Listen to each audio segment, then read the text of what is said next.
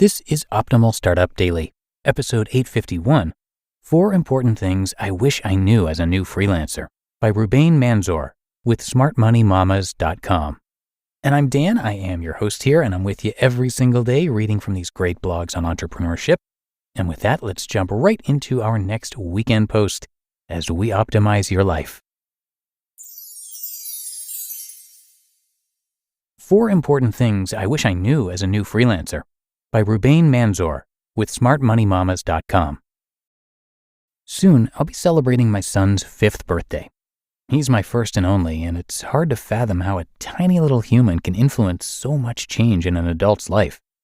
When my son was born, I went from being a full-time marketer to a full-time mom to a full-time freelancer, all within 3 months of his birth. While I enjoyed every moment of being a new mom, reality hit pretty quick. Babies are expensive, and the cost of living in Toronto is high. My husband and I soon found ourselves in a bind, and that's when I decided I had to go back to work.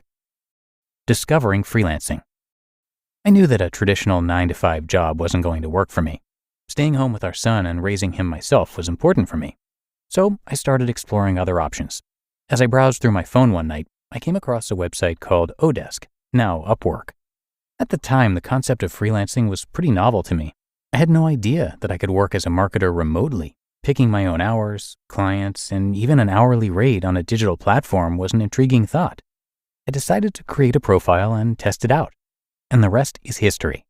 5 years in and several dozen clients later, I've learned a lot about freelancing.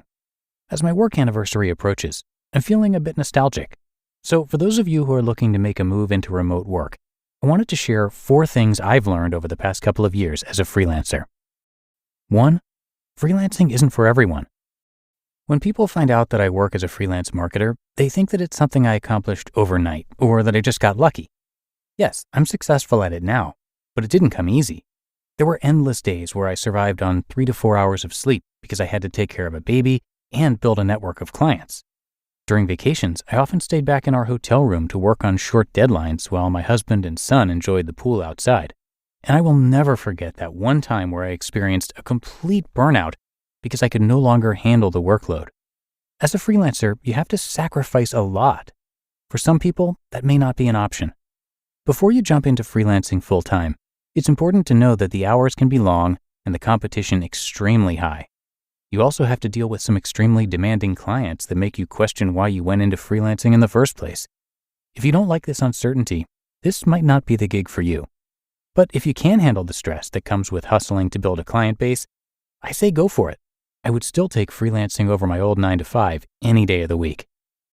2. You need to learn to say no.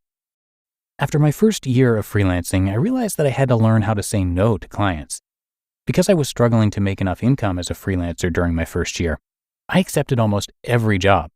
Most of the time, that meant compromising sleep or family time, and I found myself burned out. It took a toll on the quality of my work and my personal life. That's when I realized that it's okay to say no to clients and turn down projects.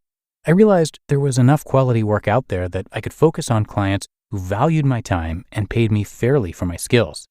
I also let go of lower-paying jobs and nightmare clients. The more restrictive I got about picking out projects, the more balance I found. As a freelancer, you're working to be more available to your clients than a corporate employee, but I still like to maintain a strict balance between professional and personal time. Choosing balance means you bring a higher quality product to your clients, while avoiding the burnout that could lead you to leave your business entirely. Know when you have to say no, so that you can say yes in the future. 3. Embrace the unpredictability. Working as a freelancer can be erratic. Work often comes in waves, so you're either all booked up with projects or left twiddling your thumbs. Even though I'm lucky to have a steady stream of assignments coming from anchor clients, you still don't get a check every 2 weeks like a traditional employee. Some clients pay right away, some don't pay for 30 days or more. And then there are those lovely clients who need constant reminding, aka nagging, to actually pay your invoice. Because freelancing can be quite unpredictable, it's important to be prepared and save during high-paying months. Budgeting and planning ahead makes things far less stressful and allows a much-needed financial buffer for quiet months. Don't expect a great month or a bad one to repeat themselves. Just keep doing the work and save when you can. And 4, your reputation is everything.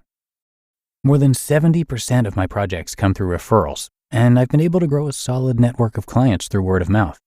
In freelancing, reputation is key.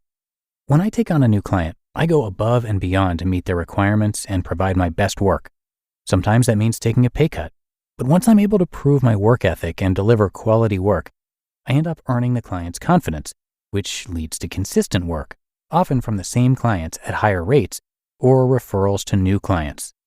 As a freelancer, you are your own brand, so it's important to maintain consistency in the quality of your work, always hit deadlines, and remain professional in your interactions with your clients.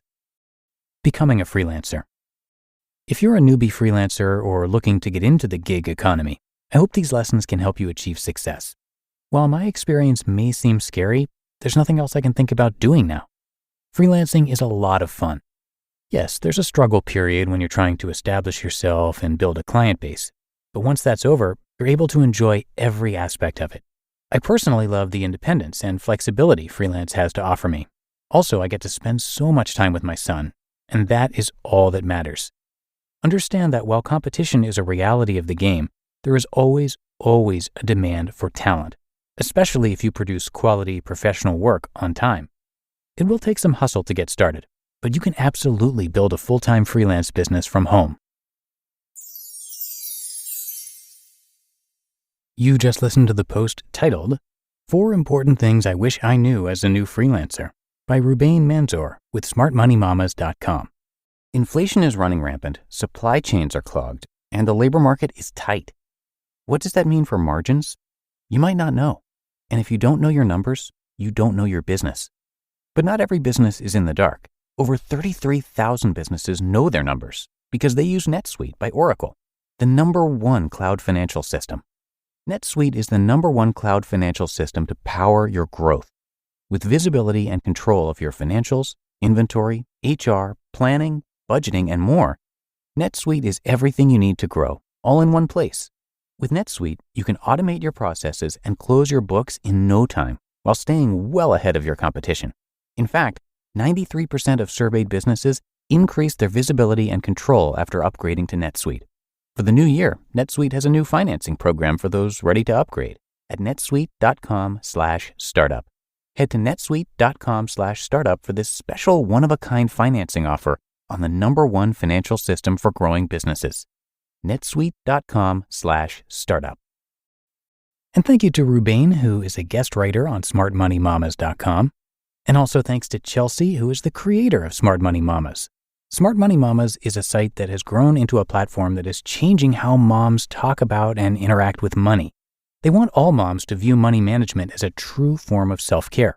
They help moms connect with all aspects of their money in a way that lets them overcome emotional blocks, identify what they most want, and create the healthy money habits that will help them achieve their goals while modeling positive money relationships for their kiddos.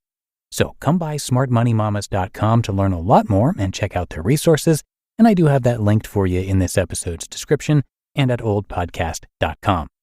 But that is it for another edition of Optimal Startup Daily. I hope you enjoyed it and that you're having a great weekend, and I'll be back again with you tomorrow for the Monday show, and that is where your optimal life awaits.